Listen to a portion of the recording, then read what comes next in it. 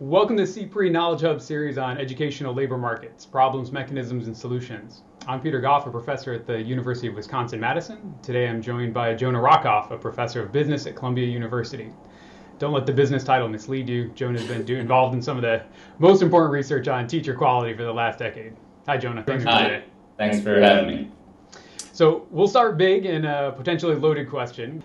When you think about the research that's out there on education labor markets, is there a particular statistic or finding that you find to be problematic or alarming? The vast majority of teachers do not report ever being observed teaching prior to being hired. That seems a bit odd.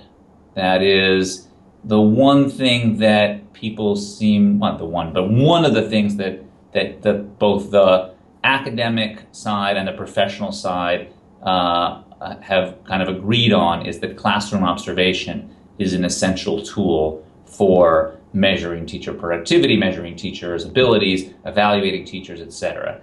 And yet something on the order of 10 to 20% of teachers report actually having been observed teaching before they were hired. So that's 80 to 90% never observed. I mean, it would be like, you know, you're going to draft a baseball player, but you've never actually seen them play baseball. You know, just having certification doesn't mean you're a great teacher, and not having certification doesn't necessarily mean you're a bad teacher. Right. We've also learned that classroom observation is limited in its power. We've learned that it can be quite noisy, you know, depending on the day you happen to walk in on a teacher or the particular reviewer that is watching a video or watching from the back of the classroom. Your work has looked at measuring teacher quality and exploring the policies related to teacher quality. Mm-hmm. And hiring and selection, I think, can be viewed as both a problem and a solution in this realm. Can you tell us a little bit about what you've learned from your work in Washington, D.C. and their efforts to improve teacher hiring? Yeah, people are very motivated, given the work that a lot of people have done, including myself, to figure out how do we get the best people in front of the kids. We realize that's a priority we should be putting on. I think that the reason why I got a lot more interested in the hiring process and was excited for this work in DC was there are a lot of obstacles to ex post selection. It's fine for someone like me and Doug Steiger to publish a paper to say we should be rigorous at the outset and fire all of our underperforming teachers, or for him to do that with Tom Cantor. But the reality is that that's a really hard thing to do. And furthermore, you know, if the only way to find out that someone is a really bad teacher in the classroom is to expose a bunch of kids to a really bad teacher. And so not only are there political costs to doing ex post selection, there are serious costs to kids if we're going to just kind of open the doors wide, let everybody in, and then clear out the bottom tail. And so if we can figure out who the best people are first, that would be much, much better for everyone. So the work in DC was really exciting because the DC Human Resources Department basically decided they really wanted to take more ownership of the process. And I think that is fairly unusual for major districts where the process is typically fairly decentralized, where each individual school gets to make their own decisions. They said, we want to start collecting data centrally, really understanding how the labor market works and how we can help our principals to find the best people. Why? I mean, we think about the statistic I said before about observing someone teach. Well, it seems like a bit of a waste of time for every principal to re-interview and to re-observe all of the candidates in the pool. If there was a centralized HR office that could do a good job of collecting all that information and then putting out in front all of the best teachers so that the local principals could hire them, that would be a much more effective use of the district's resources. And that's what they really wanted to do. You have huge districts that have to hire literally hundreds of teachers, and the amount of time that goes into a very rigorous hiring process is incredible. Yes. So having it's not just about having the process, but then it's about being able to take that process to scale in districts that have the organizational capacity to do it efficiently. There's no, I mean, look, I think we should just give up on the idea that there's going to be a pencil and paper test or a certificate or something that will guarantee you that you're going to be fantastic. teacher, at least a certificate that's low cost, right? So it's not just because you majored in the subject in college, just because you have high SAT scores, like that's not good enough for us to use as a single marker to try to select a good pool. But all of these things together typically point in the positive direction, which means if you have candidates that are outstanding on many of these dimensions, so they have an excellent academic background, they pull off a fantastic interview, they gave a great audition tape, they wrote a great essay, these are your A+ candidates that you really ought to be farming out to your principals and making sure that they become part of the school system. And they should be, well, I'll leave it at that. Now, the other thing that's important, as you said, is about hiring, which is, are these also the candidates that are most likely to get hired? And the answer there is no.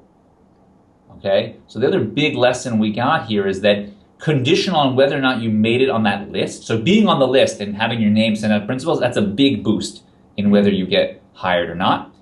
And of course, you had to perform pretty well to get on the list because you couldn't have failed any of these stages. So on average, the people who have high SAT scores and wrote good essays and stuff, they're more likely to get hired. But once we condition on actually being on the list, those relationships basically go away. So whether you were the best person on the list or the person that just squeaked over to make it on the list, or you're the person that just missed getting on the list, or you're the absolute bottom of the barrel, that doesn't matter.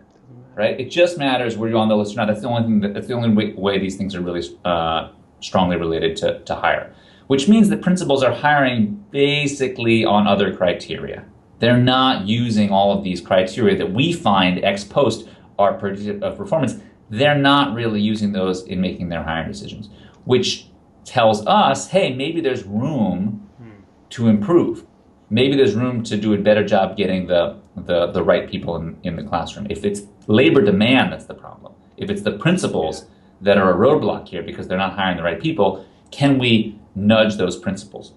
Before we wrap up, yeah, sure. I wanted to throw a little wrinkle in here. I'm sure you heard of the paper Michael Bates had out last year through MBER. Used North Carolina data. He looked at an infusion of information into the labor market where some districts started a program where value added became advertised, became known, and other districts didn't.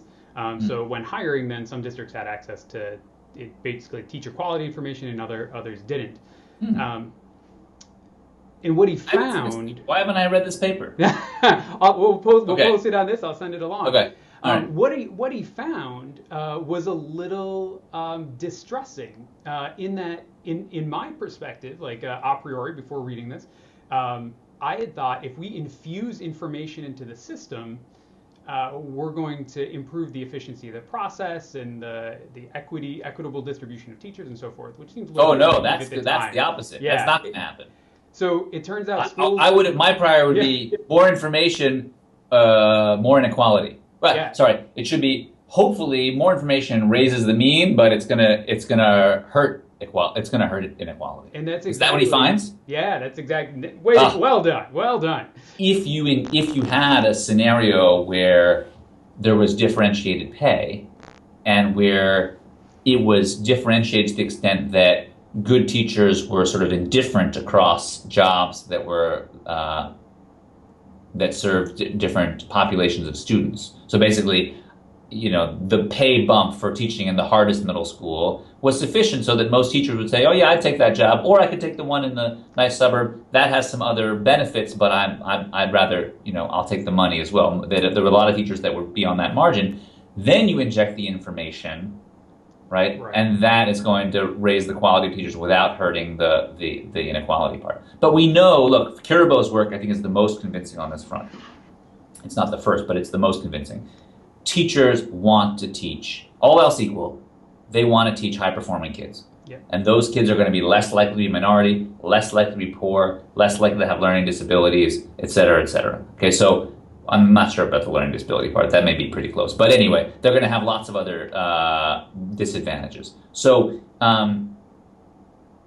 given that teachers have a clear preference for teaching higher performing kids, given that, you're going to have to pay people differently. Who are, the people who are doing more who are in the more desirable locations, why are we paying them the same as the people in the less desirable locations? So I completely agree, emphatically, completely. At least within a school district. I mean, part of it is due to funding, right? So Right. Scarsdale can pay more than New York City. Fine, they're Scarsdale, they raise their own money, whatever. But within New York City, why are we paying the same in the wonderful school on the Upper East Side as we are in the South Bronx? Jonah, thanks for joining us today. All right, my pleasure. Take All care. right.